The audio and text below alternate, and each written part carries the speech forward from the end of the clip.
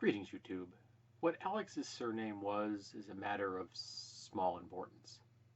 Anyone that knew it is either long dead or very, very far away. And for Alex, names were like clothes. He slipped them on and off as the need arose. He wasn't particularly remarkable appearance when it came to his looks. He blended in, and he found that to be quite advantageous. He had one of those faces where people were like, and he played it up. He wasn't a particularly robust or athletic build. The kindest thing could be said was that he was a solid kind of a bloke. Now, Alex enjoyed being somewhat anonymous. It helped when he was passing himself off as a manservant or a cook's assistant, two roles he often took. Sometimes he'd just dress the part and slip into a party when no one was looking. And the only thing he'd have on him that would be of an unusual sort would be some high-quality lockpicks. You see, Alex was an acquisition specialist, which is what he passed himself off as, what he called himself. And sometimes he was a freelance acquisition expert, and sometimes he would do it for a specific thing that someone had hired him to acquire. He enjoyed his work. It paid well. He didn't have to do it very often. He probably only did 7 or 8 jobs a year. But it means he kept moving, changing his name, his clothes, finding a new role, a new party, a new place that needed a manservant or a cook. And this is what led Alex to the situation he was in at the moment. You see, even though he was very skilled at what he did, he always considered his luck to be a little fickle, which is how he came over time to think of himself as Alex the Fickle. What do I mean by Alex the Fickle? That fate sometimes wasn't always in his favor, but wasn't necessarily always against him either. He had an assignment to acquire a crystal. He went to some effort to locate it, to case the place as carefully as he could from the outside, and then find a position at this particular residence. And it was a substantial manor house, and it was owned by a mage. He had a large staff, and it wasn't difficult for him to pass himself off as a cook's assistant. He actually was pretty decent at it. In fact, if he'd wanted to, he probably could have been a cook, but Alex wasn't the settling down type. So he went in, spent a couple of weeks finding the routine, and figured out that the item he wanted was in the laboratory. Not a real shock. That wasn't a stretch. He also discovered that the mage in question had not actually put any particularly advanced magics on the door. It was just an ordinary door, with a good quality but unremarkable lock. So, one evening, not too late, because moving around when it was too late would be suspicious, as he was just a cook's assistant, he finessed the door and entered the lab. He began to look around. And there, on a shelf, high up, was the item he was looking for. It was a little dusty, so he took it off the shelf and he rubbed it, cleaned it, and there it was. A crystal with an unusual mark on it. He had no idea what the crystal did. He just had seen a picture drawn of it, so he knew what he had in his hand. And there couldn't be many crystals that looked like this, so he slipped into his pocket. Which is when he discovered something else. That the gargoyle on the shelf near the crystal wasn't a statue. And it came to life, and it seemed to have taken some umbrage at Alex's acquisition of the crystal in question. Uh, and Alex really didn't have any weapons on him. He was passing himself off as a cook's assistant, so all he had was a knife.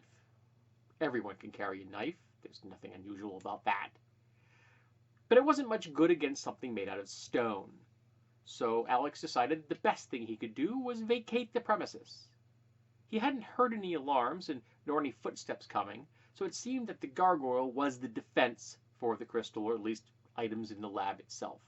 So if he could avoid the gargoyle, perchance lock it back into the lab, because he didn't think the gargoyle could open the door, he should be able to get away, slip out quietly. And this is where the Fickle comes in. You see, Alex reached for the closest door, while being chased by an angry, snapping, snarling, clawing, biting gargoyle. He slipped through it quickly, closed it behind himself, and it promptly disappeared. And Alex found himself in a forest.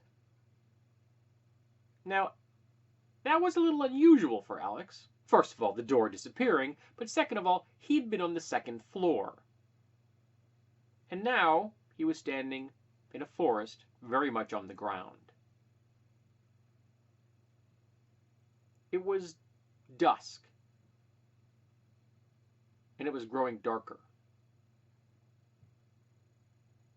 He looked around until he found a small clearing, looked up into the sky, and didn't recognize any of the stars up there at all. Now, he isn't completely helpless in the forest, but he is by no stretch of the imagination an outdoorsman. So he was able to cobble together a rude shelter. He had nothing on him really of great protection. His clothing, a knife, his acquisition tools, all of very good quality. But he was not properly attired for the outdoors. He also didn't know where he was at all. As he began to move around come morning, he was thirsty, hungry, still very much chilled from the night, but he was alive, and he didn't find anyone chasing him. So maybe the mage in question hadn't figured out that the gem was missing yet, or maybe he didn't want to go through the door. He didn't know, but he wanted to make some distance between himself and wherever that door had been. At this point, he couldn't really locate that spot.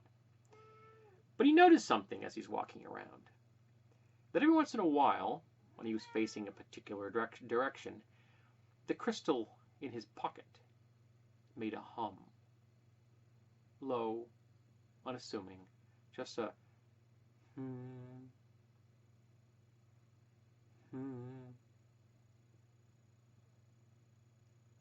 He began to experiment, moving in different directions, and it always made the hum when he was facing the same one. Having nowhere else to go, Alex began to head in the direction of the hum. At least it was a direction. Maybe the crystal knew something he didn't. So, what do you do with Alex? Where is he? What did he fall into? How far is he from civilization? Is there any civilization? Are there other people there? Are they human? Are they non-human? Are they even mammalian? Can he find food and water here that he can survive on? Is there shelter available? And while he could probably make a fire if he really had to, it's not going to be easy for him. He's not an outdoorsman. He's a thief. A good one, a con man, a second-story man occasionally. Mostly, he just picks locks, finds things that need to be picked up and brought somewhere else. But he does know that the person that hired him to acquire this isn't going to be happy because he's not anywhere near that place now. The maid that owned it is not going to be happy either because he no longer possesses it. He could send someone out after him. He's not worried about the client really being up to it and being able to follow him because, let's face it, the client never mentioned a door that went into a forest. So there's a good chance the client didn't know. Maybe the mage will follow. Maybe the mage will send someone else through. Maybe the mage will just write it off. Maybe the crystal isn't all that important to him. Maybe the crystal only works here. Why? Where's it leading, Alex? What's going to happen? Is someone else going to want this? Can someone else use it? Is Alex the only one that can make it hum? Has he tuned himself to it somehow by being the first one to enter this world with it in his hand? Or can anyone take it from Alex, living or dead? What's its value? And how does Alex survive? He has a few coins in his pocket, but are these coins of any use to him here?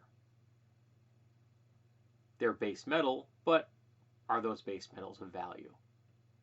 What's he going to do to survive? Are there locks to pick and doors to open? Are there places he can pass himself off as a manservant or a cook's assistant? Are there parties that he can slip into? Or is Alex out in for a very, very rude awakening? So let's talk about what this does and what Alex is going to do about it.